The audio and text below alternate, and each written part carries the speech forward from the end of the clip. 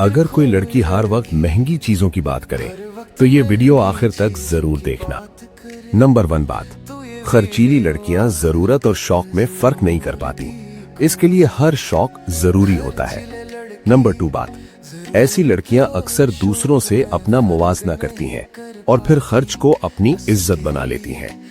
Number 3 बात, इन्हें चीजों की कीमत नहीं बल्कि ब्रांड का नाम याद होता है, सस्ता अच्छा हो तो भी कबूल नहीं।